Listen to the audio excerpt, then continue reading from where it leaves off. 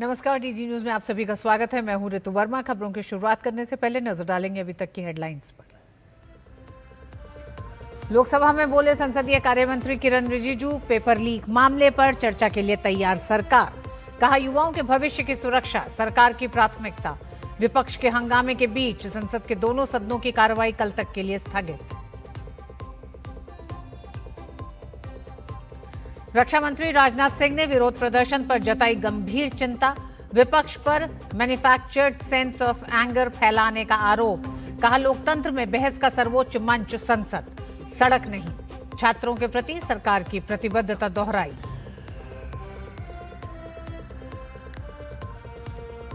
राहुल गांधी की धरना पॉलिटिक्स के खिलाफ भाजपा का देशव्यापी प्रदर्शन। कांग्रेस नेता के रवैये को बताया पूरी तरह अलोकतांत्रिक और शर्मनाक। कांग्रेस पर लगाया इस्लामिक देशों की फंडिंग की शह पर चलने का आरोप। टीएमसी सांसद कल्याण बनर्जी मॉनसून सत्र की शेष अवधि के लिए लोकसभा से निलंबित। महिला सांसदों से कथित अभद्रता, दुर्व्यवहार के आरोप में मिली थी लिखित शिकायत। पीठासीन अधिकारी ने व्यवहार को बताया आपत्तिजनक। असम में बाढ़ बारिश से हाल बेहाल। मुख्यमंत्री हेमंता बिस्वा शर्मा ने चोराईदेव में बाढ़ की स्थिति का लिया जायजा। हर संभव मदद का दिया आश्वासन। संसद के मॉनसून सत्र में लोकसभा और राज्यसभा की कार्रवाई 23 जुलाई सुबह 11 बजे तक के लिए स्थगित कर दी गई है। सत्र के तीसरे दिन विपक्ष ने जमकर हंगामा किया। इस बीच सरकार ने सदन में साफ कर दिया है कि वो सदन में किसी भी मुद्दे पर चर्चा के लिए तैयार है। दूसरी तरफ सदन में जारी गतिरोध को समाप्त करने के लिए लोकसभा अध्यक्ष ओम बिरला ने भी विपक्ष से सहयोग की अपील की। उन्होंने कहा कि जिन विषयों पर विपक्ष ने नोटिस दिए हैं उन सभी पर चर्चा कराने के लिए वे पूरी तरह तैयार हैं। उन्होंने आश्वस्त किया कि विपक्ष जितनी देर चाहे उतनी देर चर्चा कर सकता है और सभी सदस्यों को अपनी बात रखने का पूरा अवसर दिया जाएगा। इस बीच रक्षा मंत्री राजनाथ सिंह ने दिल्ली में जारी विरोध प्रदर्शनों को गंभीर चिंता का विषय बताया। उन्होंने कहा कि यह अत्यंत दुर्भाग्यपूर्ण है कि देश के छात्रों और युवाओं को कुछ लोग अपने राजनीतिक स्वार्थों की पूर्ति के लिए राजनीतिक हथियार के रूप में इस्तेमाल करने का प्रयास कर रहे हैं।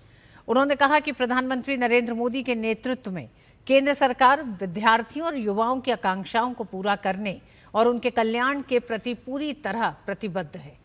राजनाथ सिंह ने जोर देकर कहा कि सरकार इस बात के लिए प्रतिबद्ध है कि किसी भी व्यक्ति, विशेषकर छात्रों और युवाओं के साथ किसी भी प्रकार का अन्याय न हो। उन्होंने आरोप लगाया कि विपक्ष के कुछ नेताओं द्वारा आक्रोश का सुनियोजित माहौल तैयार किया जा रहा है, जो केवल जनता, विशेषकर बच्चों और युवाओं को भ्रमित और गुमराह करने का एक असफल प्रयास है।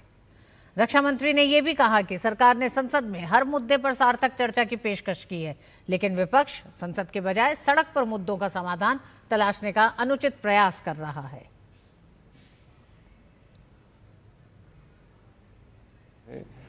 कि हमारे देश के छात्रों और नौजवानों को कुछ लोग अपने राजनीतिक स्वार्थों की पूर्ति के लिए एक राजनीतिक औजार के रूप में इस्तेमाल करने का प्रयास कर रहे हैं। प्रधानमंत्री मोदी जी के नेतृत्व में हमारी सरकार विद्यार्थियों और नौजवानों की आकांक्षाओं को पूरा करने और उनके कल्याण के प्रति पूरी तरह से प्रतिबद्ध है। हमारे छात्रों की हर चिंता को सुनना और उसका समाधान करना ये हम सब की जिम्मेदारी है।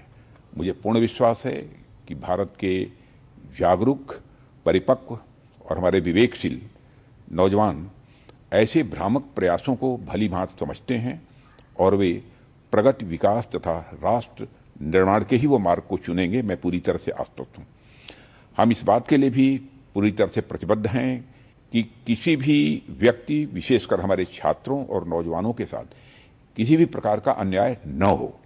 और विपक्ष के कुछ नेताओं द्वारा मैन्युफैक्चर्ड एक सेंस ऑफ एंगर, आक्रोश लोगों के अंदर केवल जनता, विशेषकर बच्चों के, नौजवानों को भ्रमित करने और गुमराह करने का मैं मानता हूं कि यह असफल प्रयास है। युवाओं की भावनाओं और उनकी चिंताओं के प्रति हम पूरी तरह से संवेदनशील हैं और यह संसद का सत्र इस समय चल रहा है। सरकार ने हर मुद्दे पर सार्थक बहस करने की भी बात की है और कई बार अपनी बात को दोहराया भी है, मगर विपक्ष संसद में नहीं बल्कि सड़क पर मुद्दों का समाधान करने का मैं मानता हूं अनुचित प्रयास कर रहा है। और लोकतंत्र के मुद्दों पर चर्चा करने की जगह संसद भवन है, जहां विपक्ष अपनी बात कहने के लिए पूरी तरह से स्वतंत्र है।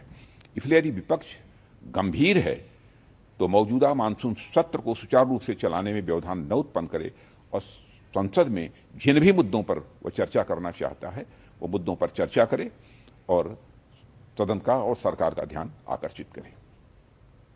इस बीच राज्यसभा में नेता सदन जेपी नड्डा ने स्पष्ट किया है कि सरकार हर मुद्दे पर चर्चा करने के लिए तैयार है। जेपी नड्डा ने कहा कि नरेंद्र मोदी के नेतृत्व में चलने वाली सरकार एक पारदर्शी सरकार है जो आम लोगों के हित में हमेशा फैसला करती है। सरकार हर मुद्दे पर चर्चा करने के लिए तैयार है और इसके साथ साथ नीट में पेपर लीक और उससे निकलने वाली सारी गतिविधियों पर भी हमारी सरकार चर्चा करने के लिए तैयार है। आदरणीय नरेंद्र मोदी जी के नेतृत्व में चलने वाली सरकार एक पारदर्शी सरकार है और लोगों के पक्ष में हमेशा फैसला करने वाली सरकार है। और ये जो जन विरोधी गतिविधि इनकी चल रही है इसकी हम लोग तीव्र भर्त्सना करते हैं। इनको प्रजातंत्र में कोई विश्वास नहीं है, न ही उनके मूल्यों के प्रति विश्वास है। राज्यसभा में केंद्रीय संसदीय कार्य मंत्री किरण रिजिजू ने संसद में स्पष्ट किया है कि सरकार देश हित और युवाओं के हित से जुड़े हर मुद्दे पर चर्चा के लिए पूरी तरह तैयार है। उन्होंने कहा कि हम सदन में चर्चा करने को तैयार हैं। पहले दिन से ये मानसून सत्र का शुरू से सरकार ने कहा है कि महत्वपूर्ण मुद्दे जो भी है और नीट एग्जाम पेपर लीक को लेकर के हम चर्चा के लिए शुरू से तैयार है। हमारा सरकार हमारे युवाओं का भविष्य के लिए, हमारे छात्रों का भविष्य के लिए नीट एग्जाम और संबंधित मामले को लेकर के पूर्ण रूप से चर्चा के लिए तैयार है।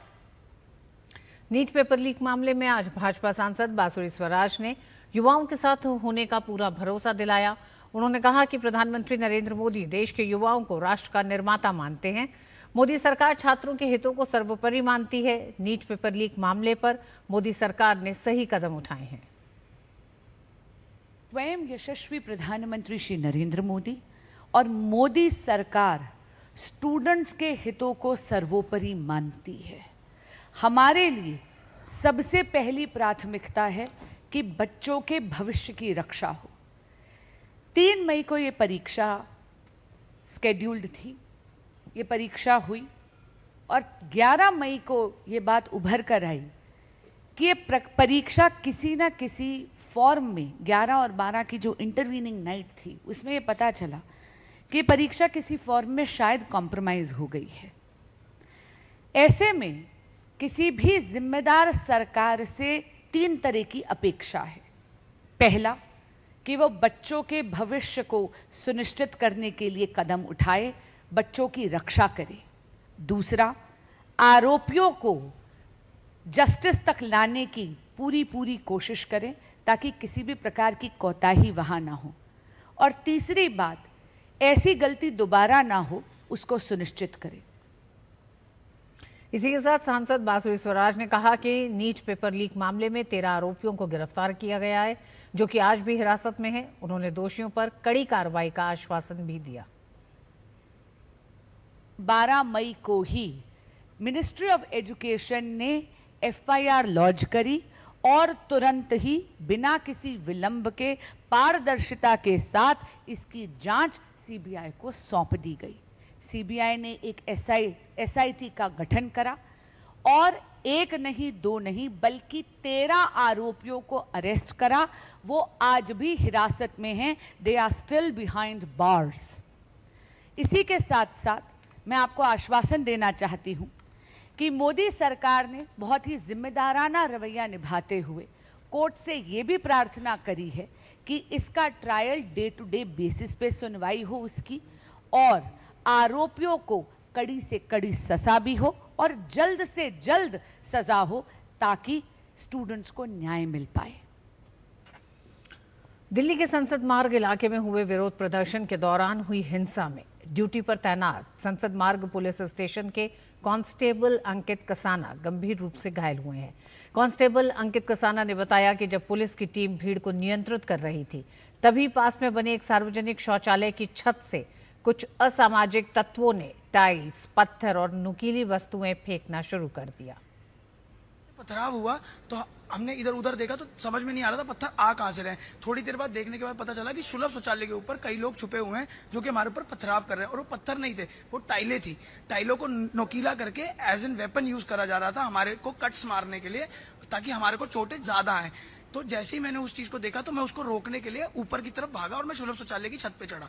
जैसे ही मैं सुलभ शौचालय की छत पे चढ़ता हूँ, वहां पे देखता हूँ कि 2 लड़कियां टाइलें घिसने का काम कर रही हैं और 2 लड़के उनको मारने का काम कर रहे हैं। उन्होंने काफी ढेर इकट्ठा कर रखा था। मैंने किसी तरीके से उस ढेर को फेंका। जैसे ही मैंने उस ढेर को फेंका, उन दोनों लड़कों ने उठा के मेरे को नीचे रोड पे पटका। जैसे उन्होंने मेरे को रोड पे पटका तो पीछे से लगभग 50, 100, 200 गिनती नहीं है उन लोगों की, वो कितने लोग थे, वो स्टूडेंट्स भी नहीं लग रहे थे मेरे को। उन्होंने अपने बैगों में पत्थर भर रखे थे और पत्थरों से मार रहे थे। प्रधानमंत्री नरेंद्र मोदी के आवास के बाहर कांग्रेस नेता राहुल गांधी के प्रदर्शन के बाद देश की राजनीति में भूचाल आ गया है।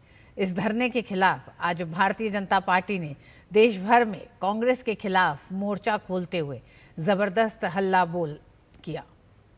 राजस्थान की राजधानी जयपुर में बीजेपी प्रदेश अध्यक्ष मदन राठौड़ की अगुवाई में नेताओं और कार्यकर्ताओं ने राजस्थान कांग्रेस कार्यालय की ओर जोरदार मार्च निकाला।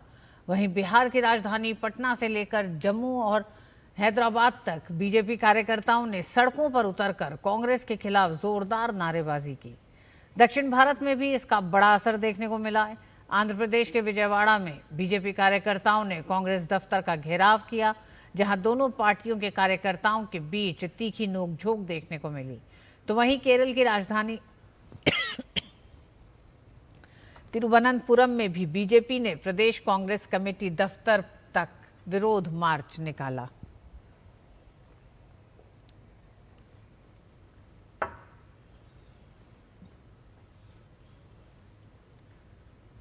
पंजाब के चंडीगढ़ में भाजपा कार्यकर्ताओं ने कांग्रेस कार्यालय के बाहर विरोध प्रदर्शन किया। पंजाब भाजपा अध्यक्ष केवल सिंह ढिल्लों ने कहा है कि छात्रों के बीच कांग्रेस और अन्य दलों के उपद्रवी तत्व घुस गए थे और हम छात्रों को बदनाम नहीं होने देंगे। बच्चों के साथ कांग्रेस के गुंडे, बाकी पार्टियों के गुंडे थे जो हमारे बच्चों को भड़का के उनको बदनाम करना चाहते हैं। हम अपने देश के बच्चों को बदनाम नहीं होने देंगे, इनको बेनकाब करेंगे, इनका जो चश्मा है दुनिया के सामने दिखाएंगे। और वक्त एक छोटे से ब्रेक का है। ब्रेक के बाद खबरें जारी रहेंगी। देखते रहिए डीडी न्यूज। जरा सोच के देखिए, आपके पास कुछ ऐसा है जो आपकी दुनिया बदल सकता है। जानते हैं क्या? आपका अपना सोना। सोना क्या नहीं कर सकता? सोना आपको अपने सपनों का घर दिला सकता है, आपके बच्चों का भविष्य बना सकता है। सोना आपकी हर इच्छा पूरी कर सकता है। तो भारत की सबसे बड़ी gold loan NBFC Muthoot finance से गोल्ड लोन लीजिए और फिर देखिए सोना क्या नहीं कर सकता। मुथूट फाइनेंस, जहां विश्वास ही परंपरा है। कॉल कीजिए 1-800-313-1212। मेरी पसंद, मेरी पसंद, मेरी पसंद, मेरी पसंद, हमारी पसंद, हम सबकी पसंद। मजबूत देश का मजबूत सरिया हो गया स्टील। पता है लोग अक्सर मुझसे पूछते हैं कॉल सेंटर का स्टेडी जॉब क्यों छोड़ा? I wanted more out of life. बस मैंने अपना स्टार्टअप शुरू किया। जानना चाहोगे कैसे? Then start up your own business as an LIC agent. यहाँ सब कुछ है। Great products, zero investment, leading organization and unlimited opportunities. तो क्या आप तैयार हैं? LIC एजेंट बनो, अब बड़ा सोचो। हमारी वेबसाइट पर जाएं या अपनी नजदीकी LIC शाखा से संपर्क करें। भारतीय रेलवे ने पिछले 1 दशक में दुनिया के सबसे तेज रेल विद्युतीकरण अभियानों में से एक को सफलतापूर्वक पूरा किया है। रेलवे के अनुसार देश के 99.6% ब्रॉडगेज नेटवर्क का विद्युतीकरण हो चुका है, जबकि शेष नेटवर्क पर भी तेजी से काम जारी है। वर्ष 2014 से 2026 के बीच 48,072 रूट किलोमीटर रेल मार्ग का विद्युतीकरण किया गया, जबकि 2014 से पहले करीब 60 वर्षों में केवल 21,801 रूट किलोमीटर का ही विद्युतीकरण हो पाया था। अब रेलवे की सभी नई लाइन और मल्टी ट्रैकिंग परियोजनाएं शुरू से ही विद्युतीकरण के साथ बनाई जा रही हैं। अंतर्राष्ट्रीय रेलवे संघ की जून 2026 की रिपोर्ट के अनुसार स्विट्जरलैंड 100% रेल विद्युतीकरण के साथ पहले स्थान पर है, जबकि 99.6% के साथ भारत दूसरे स्थान पर पहुंच गया है। इसके बाद चीन 82%, स्पेन 67%, जापान 64%, फ्रांस 60% और यूनाइटेड किंगडम 39% पर है। इस उपलब्धि के साथ भारतीय रेलवे दुनिया के सबसे बड़े और सबसे व्यापक रूप से विद्युतीकृत रेल नेटवर्क में शामिल हो गया है। रेल विद्युतीकरण का सबसे बड़ा लाभ पर्यावरण और ऊर्जा दक्षता के रूप में सामने आया है। नीति आयोग की रिपोर्ट के मुताबिक 1 टन माल को 1 किलोमीटर ले जाने पर सड़क परिवहन से 101 ग्राम कार्बन डाइऑक्साइड उत्सर्जित होती है, जबकि रेल परिवहन से केवल 11.5 ग्राम यानी लगभग 89% कम उत्सर्जन होता है।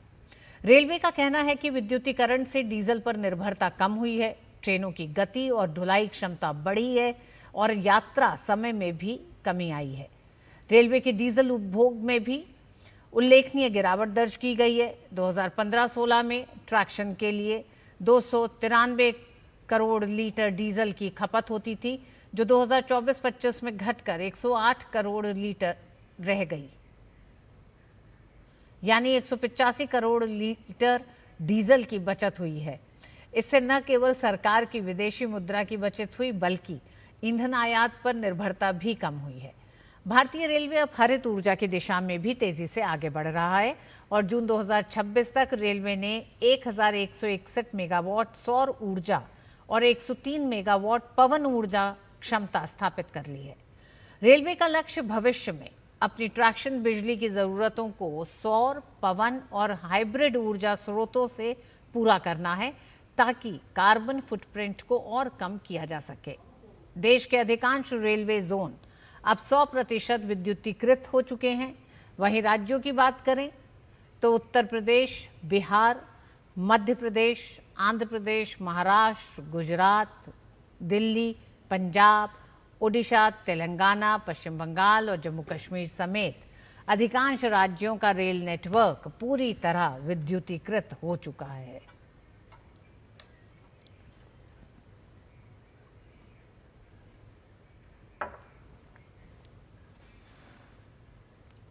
संसद के मानसून सत्र के दौरान लोकसभा में आज बड़ा घटनाक्रम देखने को मिला। तृणमूल कांग्रेस के सांसद कल्याण बनर्जी को महिला सांसदों के खिलाफ कथित अभद्र व्यवहार और असंसदीय टिप्पणियों के मामले में मौजूदा मानसून सत्र की शेष अवधि के लिए लोकसभा से निलंबित कर दिया गया है। लोकसभा की कार्यवाही दोबारा शुरू होने पर पीठासीन सभापति कृष्ण प्रसाद तेन्नेटी ने बताया कि महिला सांसदों के खिलाफ की गई कथित असंसदीय टिप्पणियों और दुर्व्यवहार को लेकर लोकसभा अध्यक्ष ओम बिरला को लिखित शिकायत प्राप्त हुई है। पीठासीन सभापति ने इस व्यवहार को सदन की गरिमा के प्रतिकूल और अत्यंत आपत्तिजनक बताया। इसके बाद संसदीय कार्य राज्य मंत्री अर्जुन राम मेघवाल ने कल्याण बनर्जी को मौजूदा सत्र की शेष अवधि के लिए निलंबित करने का प्रस्ताव सदन में रखा। सदन ने इस प्रस्ताव को ध्वनि मत से पारित कर दिया, जिसके बाद पीठासीन सभापति ने निलंबन की घोषणा करते हुए कल्याण बनर्जी को तत्काल सदन से बाहर जाने के निर्देश दिए। मैं आपकी अनुमति से प्रस्ताव करता हूं कि श्री कल्याण बनर्जी, जो इस सभा के सदस्य हैं, जिनका सभापति जी आपने भी नाम लिया है और जिन्होंने महिला सांसदों के साथ अभद्रता के साथ दुर्व्यवहार भी किया है, अतः उन्हें सत्र की शेष अवधि के लिए सभा की सेवा से निलंबित किया जाए। विदेश मंत्री डॉक्टर एस जयशंकर ने आज पूर्वी एशिया शिखर सम्मेलन और आसियान क्षेत्रीय मंच की बैठकों से इतर कनाडा की विदेश मंत्री अनीता आनंद से मुलाकात की। डॉक्टर जयशंकर ने कहा कि भारत कनाडा सहयोग लगातार बढ़ रहा है। उन्होंने बताया कि बातचीत दोनों देशों के प्रधानमंत्रियों द्वारा निर्धारित संबंधों के लक्ष्यों को प्राप्त करने पर केंद्रित थी।